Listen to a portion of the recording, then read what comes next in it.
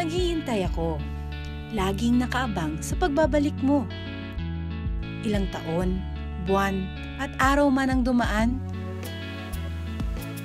makita kang muli ang isa sa aking inaasam.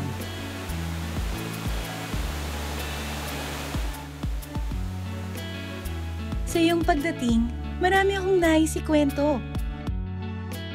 Masdan ang paligid mo. Di ba marami nang nagbago?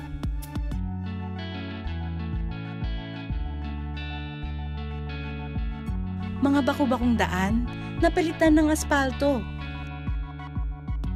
Parang ang iyong pagmamahal na binigyan ng direksyon ang buhay ko. Hindi lang ang daan ang nagbago sa lugar na dati tayo lang ang nakakaalam. Dami ng tao ay hindi na biro kung iyong pagmamasdan.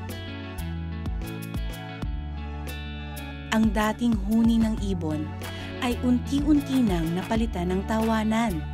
Ngunit huwag kang mag-alala, sa puso ko'y tanging tinig mo lang ang pakikinggan.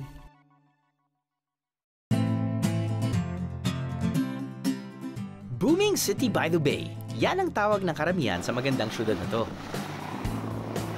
Matatagpuan sa bahagi ng Surigao del Sur. May layo itong 1,320 kilometers mula sa Maynila.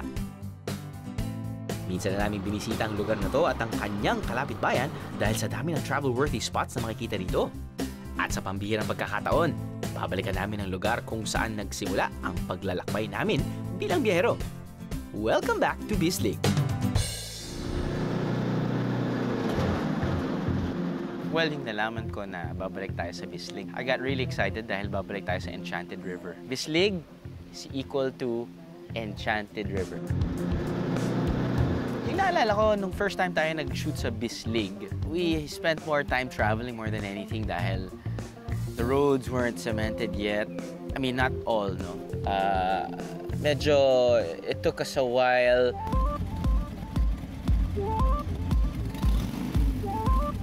First time kami pumunta sa Bislig, yung producer namin si Alan, sabay kaming sumakay ng habal-habal for the first time. Oo, I think papunta at pabalik, no? And then it took a while kasi pag maghahabal-habal ka, syempre I think it's faster kung gagamit ka ng normal car, normal van dahil nga medyo rough road pa. So, pero yung habal-habal nga parang I think was the most appropriate mode of transportation that time.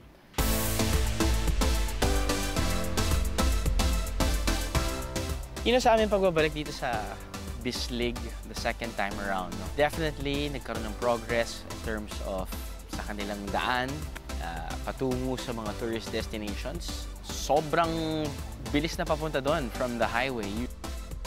It is very clear na mas gumanda yung daan sa area na yun. Sa area ng Bislig at sa area ng Hinatuan. Halos lahat ng lugar dito ay sementado na, kaya mas marami nang nakakabisita sa bayan na to. Pagkatapos ng 4 na oras na land travel from Butuan City, we've reached our first destination.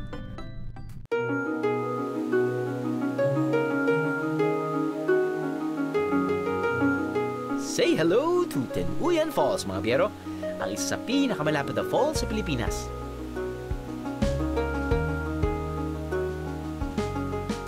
Sigurado akong hindi kayo matutuyuan sa lakas ng tubig nito.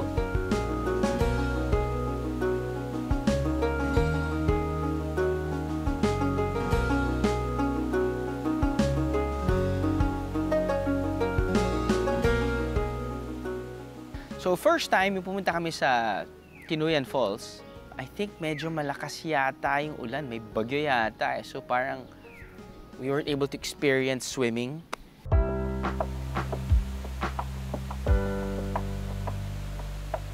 Ang Malacortina na falls na to ay may taas na 55 meters at may lapad na 95 meters. Sinasabing ito ang Philippine version ng Niagara Falls. Yung experience namin sa Bislig the second time around, yun nga, we were able to, I feel that we were able to fully maximize nga our Tenuyan Falls experience. Pero nung bumalik kami, ganda ng klima, umakyat pa ako. Kasi meron kang may stairs din yan eh. Para para to see the different tiers of the falls. Okay din. Okay din yun. Picturesque din yan. Selfie, approved.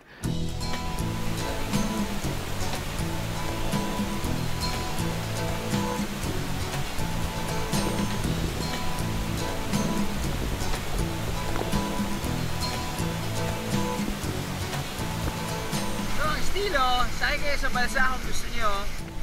At si Mr. Tourist Aid, volunteer, kayong mag-ila. Papunta sa gitna. Where the action happens. Palapit pa lang, ramdam na ang talsik ng tubig mula sa talon.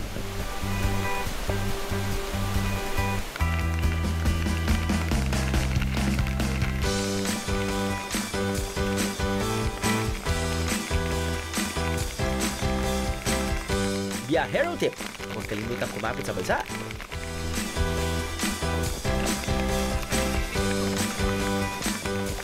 Beautiful view plus massage equals perfect biyahero experience.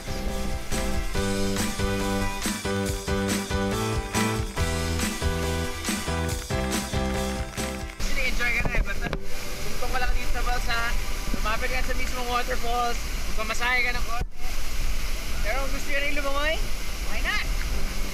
Malimig na milig yung tubig.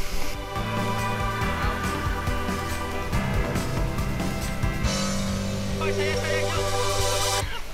Malimig yan, malimig. Malimig na talaga yung tubig. Malimig na talaga yung tubig.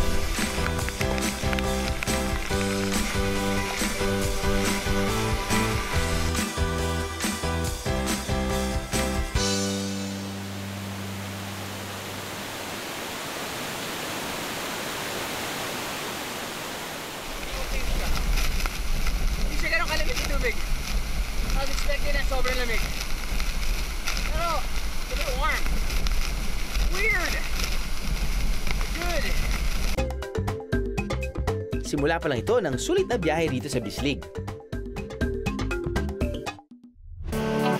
Mula nang mabisita ng maraming turista ang Tinoyan Falls, unti-unting nararamdaman ang pag-unlad ng bayan ng Bislig.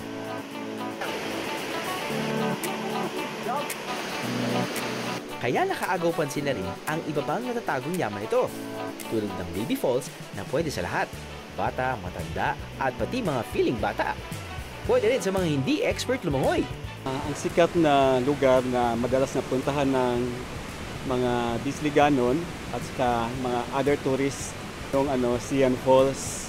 Bakit tinawag na Sian Falls? Kasi Sian is a native language, a Kamayo native language, meaning that one.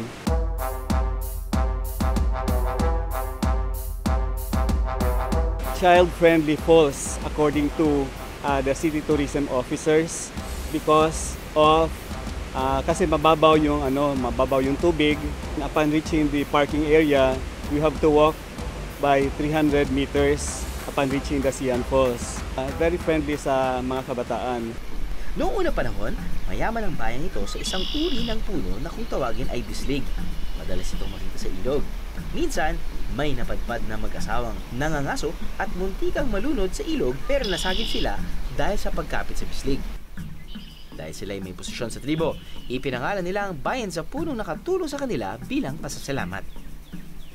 Dati yung bislig when talking about tourism is that way back 5 years ago, dati iisa lang yung place na mapuntahan nila for accommodation. Sa kainan, 2 lang.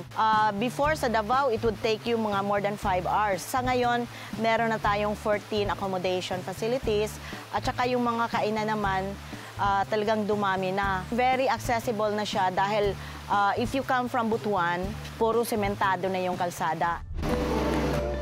Hashtag when in Bislig, hindi dapat mawawala sa itinerary ang kawa-kawa sa Awog. Huni ng ibon. Lamig ng agos ng tubig. Amoy ng sariwang hangin. Yan ang sasalubong sa inyo dito sa Kawa-Kawa sa Awog. Isa itong natural pool na may iba't ibang butas na maihahan tulad sa kawa o lutuan.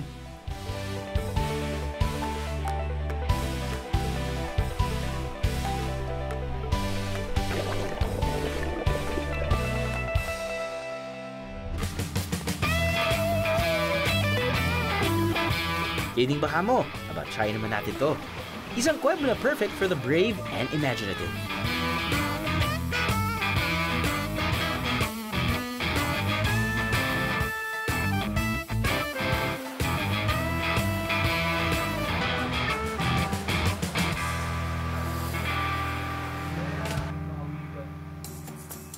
Pinangalanan namin ito na Hinayagan Cave. Ang ibig sabihin ng hinayagan, kasi may ilaw, may butas sa gitna, yung ilaw pumapasok sa ilalim ng kuweba.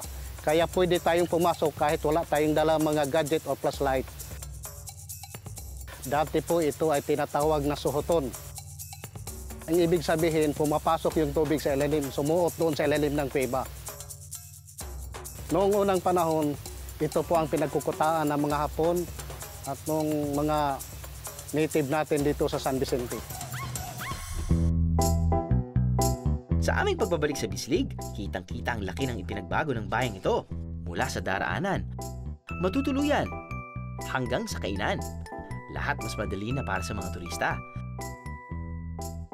Ngunit may mga bagay na nananatili pa rin. Yung feel ng lugar, hindi pa rin nagbago. Ganun pa din. I felt that it wasn't too commercialized. Maybe because it wasn't summer. Hindi natin alam, di ba? Pumunta kami kasi doon kahit papano off-season eh. Di ba? Medyo rainy season. Pero I guess during that time, which was August, I didn't feel it was crowded. Thinking na medyo tumaas na rin yung popularity ng mismong lugar. Hindi ko rin maiwasan na kamustahin ang mga kaibigan kong nakilala sa aking unang pagbisita. First time kami pumunta sa Bislig, of course, tinulugan namin ay Paper Country Inn. Kilala nga namin si Nanay. Please meet Tita Deli. Tita Deli, Yes. guys, si Tita Deli, siya yung may-ari ng Paper Country Inn. Si Nanay na kapag nagsasalita parang si Miriam Defensor Santiago.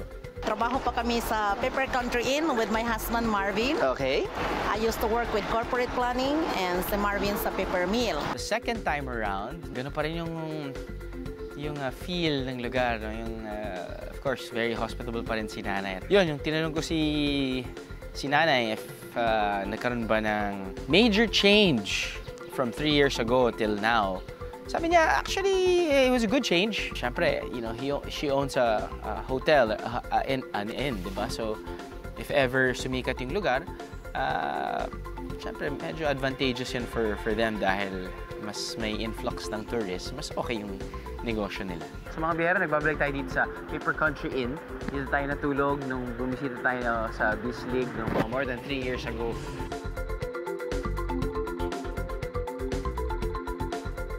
Kamusta po? Good morning! Hindi pa rin po kayo nagbago.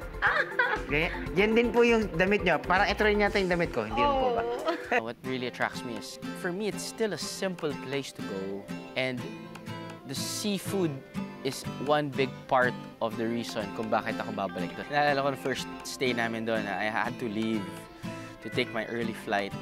And I think that was around 5 a.m. Yung 5 a.m. na yun, I was actually expecting a very simple breakfast. Pero yung in-offer ni Nanay 3 years ago, 5 o'clock in the morning breakfast, ayun, alimango, prawns, different types of seafood. So medyo I think we were spoiled. We got really spoiled. But then again, parang you're thinking na parang, okay, maybe we're not spoiled. Maybe talagang there's just really an influx of, or there's a huge supply of different varieties of seafood. Well, it's good to know. When I was asking si Nanay, sabi ko, Nay, saan ba nanggagaling tong seafood na to? Baka naman na medyo, favorite mo kami. Sabi niya, actually, hindi, dito sa Bislig talaga. Maraming ang varieties of seafood. It's locally caught, which means the prices are better than sa different metropolitan areas or different provinces na dinada nila doon, namely CDO, Davao. So it's good to know nga na parang, uy, maraming parang seafood na nagagaling sa Bislig. Pag pumunta ka dito sa Bislig, for sure, alam mong makakakuha ka ng masarap, malaki na different types of seafood. Kaya, yun yung isa sa mga rason kung bakit excited kami bumalik dito. Dahil dito. Ito na yun eh. ito na to, pwede ka na umuwi.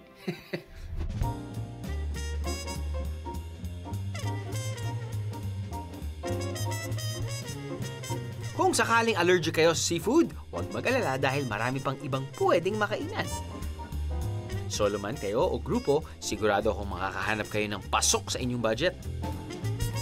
Sa mga, lalo sa mga estudyante po, mga value meals po, yung binibili namin, yung patok namin talaga. Then sa mga po naman, yung family po, yung binibili nila is family meal.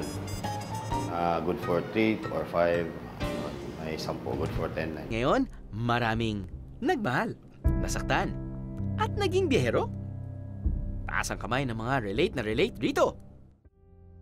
Nag-move on, nag-ipon, pumuntang Romblon.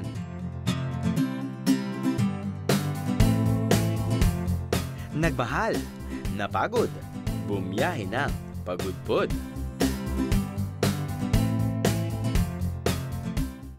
Pinaalis, nainis, napadpad ng Batanes.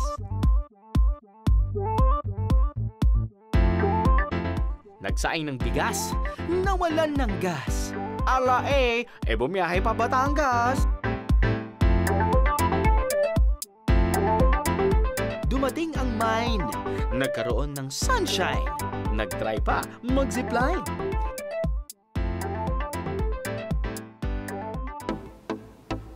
Pero kahit ano pa man yan guys, pumunta, umasa, naubusan ng pera. Sisiguraduhin ko sa inyo na tuwing Biyernes, may karamay kayo. Kita-kits mga biyero!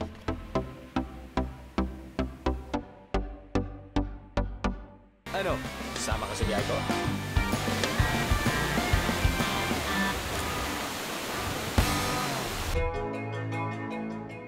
Sa laki ng ipinagbago ng Bislig, ang mga biyerong bibisita rito ay hindi na mabibitin. Dumami kasi ang mga nadiskubreng lugar na pwedeng bisitahin at pati na ang mga pwedeng gawin. Nariyan ang lumangoy sa falls.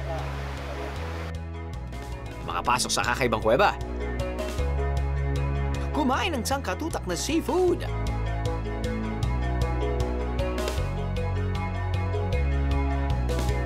Ilan lang to sa mga ginawa ko sa bayan na to, and so far, well, so good. At ang good na yan, malapit nang maging better. Isang oras mula sa syudad ng Bislig, mararating ang bayan ng Hinatuan. Bago natin puntahan ang pinakasikat na tourist destination dito, silipin muna natin ang malapit na mga isla. Umpisahan natin sa nakatagong parte ng dagat. Tinawag yan tinarab kasi yung Second World War, doon nagtatago ang mga civilian na dinukot ng mga Hapon. Doon sila nakasipte. Kasi may himala doon ginawa ng Panginoon. Pag high tide, mayroong nakaali na malaking troso. Pag nag-low tide, gumanon yung troso. Kaya pumunta ang mga Hapon doon, surrender, giri-giri, mahirap daw. Kaya hindi nila nagalaw yung mga tao na nagsipte doon sa Tinago. Ang Tinago River, maraming isla na maliit. Mula sa nakatagong ilog, syempre may mga nakatagong yamang dagat din ang bayang ito. Nagulat nga kami na after featuring Bislig for the second time, when we finished diving, sumakay lang kami, naglakad lang kami ng konti, sumakay lang kami ng maliit na bangka, tapos dun, lumabas kami ngayon ng river, papunta sa open water.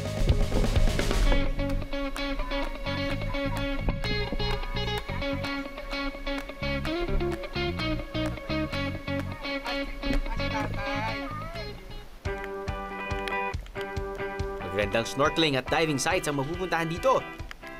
Just ask your local bankero and they'd know where to bring you.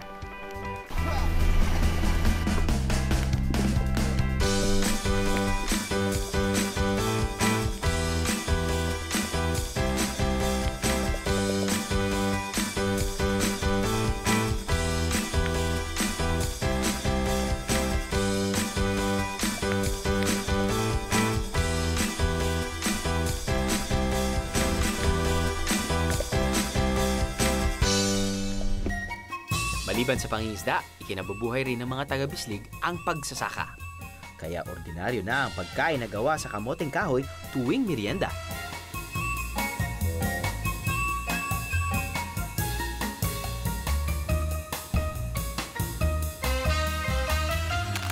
una nating tikman ng delicacy na perfect partner ng kape o ng dinuguan. Ano siya? Can also act as a dumbbell. Ganun siya kabigat. Kung hindi pa kakainin, workout ka muna. Ang puto balanghoy ay isang kakanin na niluluto sa pamamagitan ng steaming. Parang puto to mga biyero. Ang pinagkaiba lang, imbis na malagkit na bigas, kamoteng kahoy ang gamit nila. Dami kasi natin nakain ng kakanin no? Pong buhay natin. Yung puto balanghoy, moist siya. Hindi siya ganun ka-tasty. Pero depende na sa'yo kung gusto mo maghalo ng, yun nga, halo ka ng matamis na bao, peanut butter, mangga. Pero hindi, siguro for sure mabubusog ka. Kung napahoy kayo sa sarap ng puto balanghoy, siya ko magugustuhan nyo ang pangalawa nating merienda. Ito ang merienda na hindi sapat ang isang kagat. Ang merienda na masarap kung salo-salo, ang salvaro. Sarap! Sarap siya dahil, wala lang, para siyang cropek pero hindi. I guess may konting, medyo salty ito. Dahil nga sa matamis na bao. Matagal ang shelf life nito mga biyero. Mga 2 taon kung tama ang pagkakaluto. Perfect din itong pasalubong. Nakakita ka na ba ng bato sa gitna ng dagat? Yung bato na naging isla. Resort na itineo sa bato. Dito sa Hinatuan, hindi lang isla ang pwede mong mapuntahan. Dito, may isang resort na nakatayo mismo sa ibabaw ng gahiganting bato na nagiging paboritong stopover ng mga turista on their island hopping tour. Para sa pagod na biyero, pwedeng magpahinga rito. May mga nakahandang simpleng accommodation kung saan pwede kayong matulog at magpahinga. Napadpad kami sa tinatawag nilang Rock Island, which we stayed overnight, which was also a different experience. Why? The whole time parang gusto mo lang sa labas. Alam mo yun, gusto mo lang mahanginan, gusto mo lang tumingin sa dagat, gusto mong tumingin sa mga isda, gusto mong magpakagat sa jellyfish. The rooms are very, very simple. Walang TV, definitely. I mean, pupunta ka lang sa kwarto para matulog, yun lang yan. Oh, simple lang yung pagkain. Siyempre, lahat seafood. Yun naman yung okay din doon eh. Yun naman yung habol mo eh. Kakamay ka. I still can't get over your long weekend experience, Bijeros. Huwag mag-alala, hindi kayo nag-iisa. Masarap talaga magpahinga kung ganito kalapit at kaganda ang lugar na inyong pagbibisita. Kaya patok na patok ang Tagaytay sa aming social media sites. It's another fun feedback! Tagaytay Edition.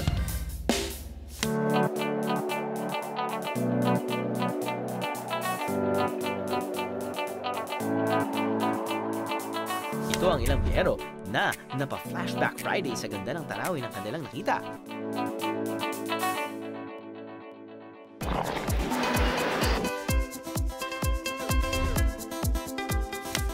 Pero may ibang biyero na sa pagkain pa lang ay happy biyahero na.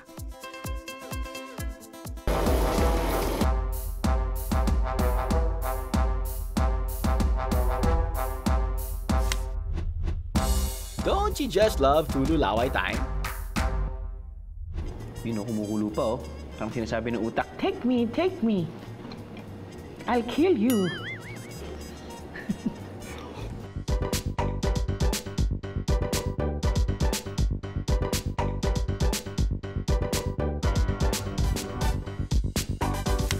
Yung iba, gusto nang ma-food ko maagad-agad.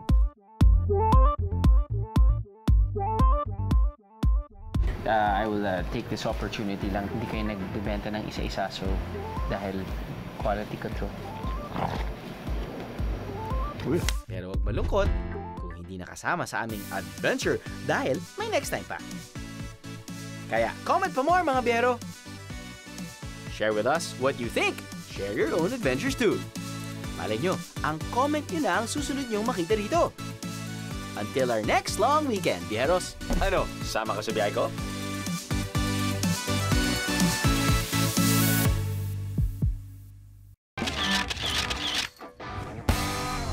Sa halos 10 taon na naming bumabiyahe, parang nalibot na ng biyahe ni True Crew ang buong Pilipinas. Siyempre, hindi maiiwasan na may babalik-balikan kaming lugar. One of our favorites? The Queen City of the South, Cebu. Cebu, we love you. Maraming beses na ako na nakapunta sa Cebu. Halos hindi ko na mabilang actually ko ilang beses dahil sa dami. Since Balikbayan, to Weekend Getaway, then ngayon na biyahe ni Drew. Bago sa pandinig ko nun yung canyoneering.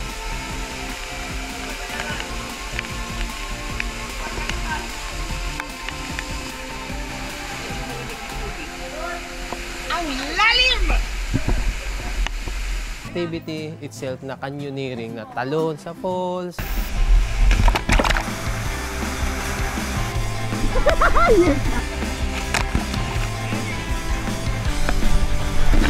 Hindi nakakatakot.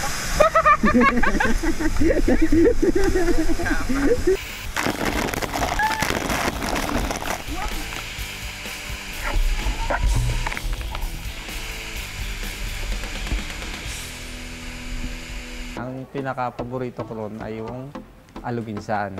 Kasi doon ako nakita ng unang pagkain ng ayong boriki. Ang itsura niya is para siyang puto. Niluto siya sa kawayan sa loob. Tapos yung lasa niya is parang kumikim ng bark ng puno. Menchit, fantastic at very good. Sa Cebu kasi usually, ang mga madalas nang pinupuntahan talaga ng mga biyaheros, yung mga kung ano na yung nakikilala tsaka yung maraming vlogs. Akong ginagawa ko, sinisearch ko yung mga hindi pa masyadong napupuntahan. Sa Argao, nagulat ako doon kasi akala ko small municipality lang siya na walang masyadong makikita, walang masyadong bago. Pero nung pumunta yung buong team doon, grabe talagang winelcome yung buong team ng biyahe.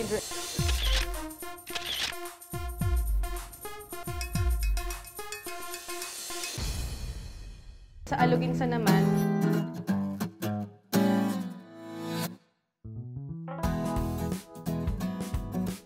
doon ko nakita yung talagang concept ng ecotourism na very sustainable na siya. As in, yun yung naging parang main na pinagkukunan ng kabuhayan ng mga tao doon. Bango, oh. Kumain niyo? Ano namang lugar ang natuwang balik-balikan ng cameraman kong si Ray? Mahigit isang dekada na kaya siya sa industriya. Hong Kong yung paborito kong puntahan. Siguro nakatatlong Hong Kong na malamig yung lugar. Yung mga pagkain doon. Na minsan doon lang natin natitikman. Tsaka yung mga tao. It's a little bit sweeter. It's the red bean cake. And it's warm. Yeah. The other one was kind of cold. Yeah. And this is pretty warm. Red bean. Munggo. Munggo. Yan, munggo.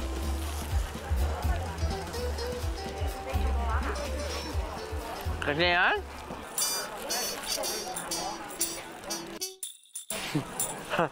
Ang galing ah! Siyempre, mawawala ba sa usapan ng adventurous bihero ng grupo nating si Mong? Ang lugar ang matindi ang tama ng adrenaline rush sa kanya. Ang pinaka hindi ko makakalimutang adventure na nagawa ko, siguro yung sa Thailand, yung bungee jumping. Kasi nakakatakot siya sa una, tapos pag nasa taas ka na, nakakatakot pa rin. Tapos pag tumalong ka na, wala ka nang mararamdaman eh, takot na lang. Kaya gusto ko ulitin uli yun, masubukan kung ganun pa rin. Para sa mga episode producers ng Biyahe ni Drew, masarap balikan ang isang lugar at maramdaman na andun pa rin ang dahilan kung bakit ka nahulog in the first place. Paborito ko talagang balik-balikan yung bansang Japan kasi malamig. Tapos, maraming pwede mapuntahan. Pag pumunta ka, like ngayong year, tapos babalik ka next year, may mga bagong activity or bagong festivities na pwedeng puntahan ng turista. Isa pang okay sa Japan, yung mga locals, very tourist friendly. Yung lugar na gusto kong balik-balikan yung Baler kasi maganda yung beach nila, pati yung waves. Isang lugar na personal kong gustong nabalik-balikan ay Leyte. May reputasyon ng mga tao ng Leyte na matatapang, pero pagka nakahalubilo mo na sila o nakasama mo na silang kumain, may activities na ganyan, mababait sila eh. Aba, biyahe hugot right there. Pero para sa mga bagong biyahero sa BND team, syempre sila rin ay may kanya-kanyang favorite. Ano kaya ang paborito nilang puntahan with their fam bam? Yung paborito naming balik-balikan ng family ko is Baguio. Weather talaga is talagang iba relatively compared sa weather dito sa Manila na mainit. Yung Mines View Park, kasi yung view doon ng parang buong Baguio, makikita mo siya. Panahon ngayon, ang hirap mag-travel sa labas. Kung may lugar na, na gusto-gusto kong binabalikan with friends at family, so yung La Mesa Watershed, kasi parang hindi mo kailangan lumayo ng Metro Manila, pero kung gusto mo ng provincia vibe, ng fresh air, ng mapuno, doon napaka-dali lang puntahan. Tuwing pumupunta lang ako doon, natutuwa lang ako doon kasi laging may conscious yung effort ng mga nagmamanage ng watershed. Nandoon na lahat ng kailangan mong hanapin. Mag-biking, tapos may lake. Tulad nyo rin ba kami mga biyahero na merong paborito? Huwag sana kayong magsawang puntahan ito at marami pa kayong madidiscovering bago. Hindi ba ang sarap kapag pinabalik-balikan? Ay, sus! Ano? Sama ka sa biyahe ko?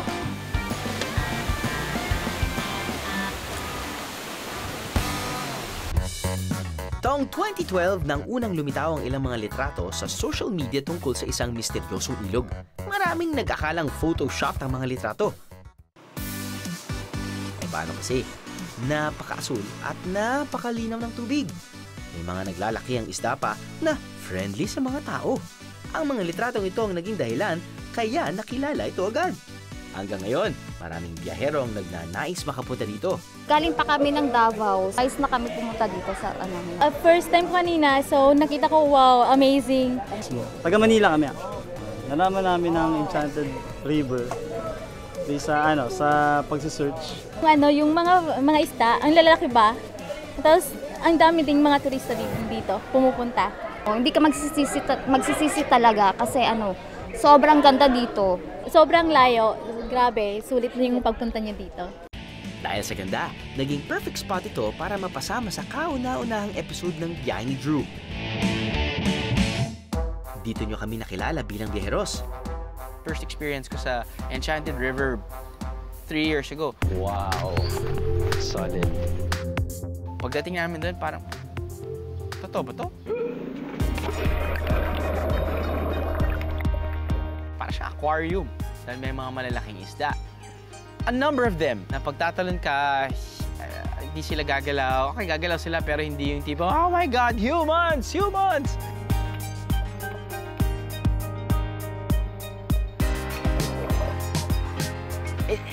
There's nothing quite like it. Nothing! Wala akong nakita sa buong mundo na may ganon. Wala talaga. Isang malaking aquarium na natural. Wild yung kwento ko sa mga kaibigan ko, sa pamilya ko. Sabi ko, I haven't seen anything quite like it. Mysterious and enchanting. Two words that would definitely perfectly describe this river.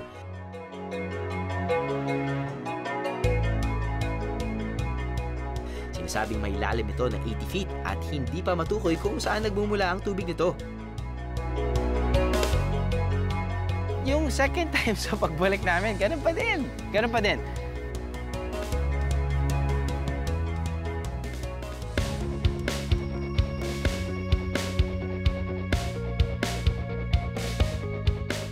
It's funny kasi it's the same now, but better. Medyo mas maayos na ngayon. I know they've progressed to a different level in terms of fame, in terms of popularity, pero na-match nila sa pag-aalaga ng lugar at sa pag-isip nila na parang, kung may darating dito mga turista, let's designate places kung saan pwede sila mag-chill, kung saan sila pwedeng lumangoy, kung saan sila pwede mag-ihaw-ihaw in a very, very structured and well-mannered way.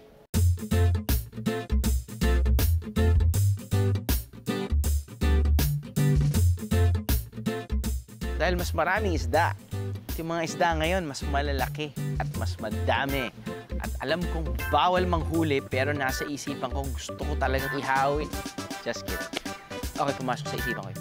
Pero bawal. So, masarap kalaruin lang yung mga fishes. Tapos nun, kapag sisisid ka ng konti, sakto lang sila eh. Hindi sila talaga Hindi sila na-agitate.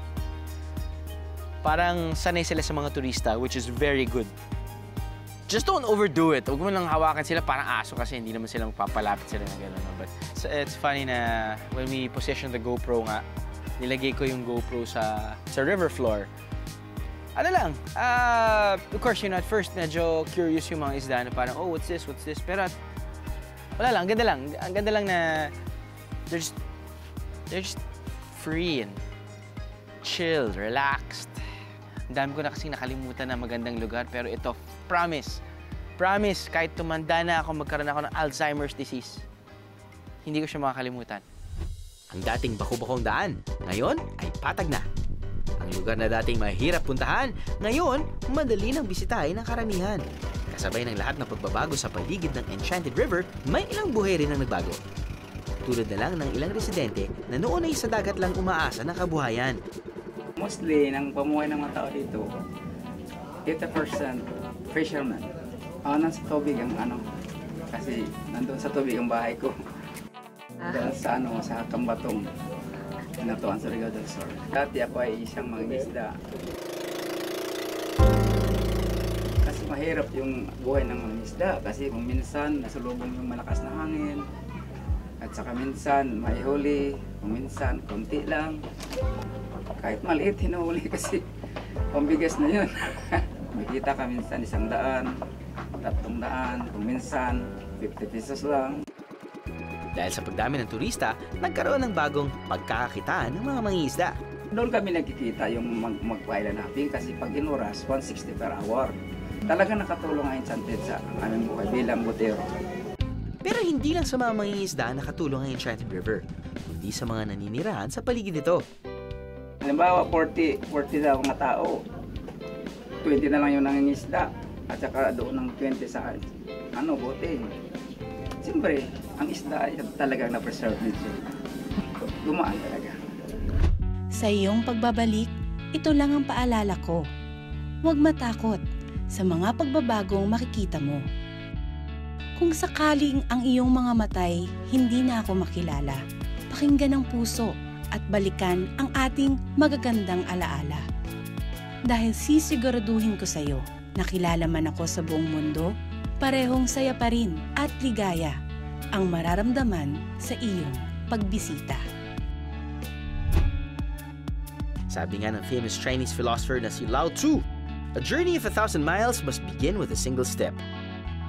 Para sa syudad na ito mga biyahero, unti-unti mong nararamdaman ang magagandang pagbabago. Accessible roads, better life for locals, and more options for tourists. Change is good mga biyahero, lalo na kung napabubuti nito ang kalagayan ng mga tao. Pero ang pinakamaganda, ang mga bagay na hindi nagbabago, tulad ng pagmamahal ng mga tao sa kanilang kalikasan at pinagmulan. Kaya naman sila ay binabalik-balikan. Let's show some pag-ibig to Bislig!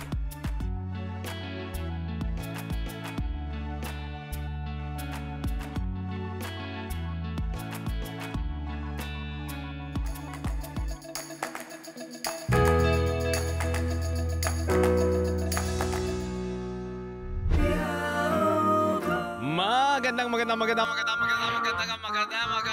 gabi mga biyahero at kasama niyo naman po ang DJ na ang bawat biyahe may hugot. Hi DJ Drew, manghihingi lang po sana ako ng advice. May plano talaga kaming umalis. Nagka-problema po kami sa mga komunikasyon so hindi na po kami natuloy. Sir, nawala po ako dito sa bundok. Ano pong dapat kong gawin? Ito ang programa na kinamagatang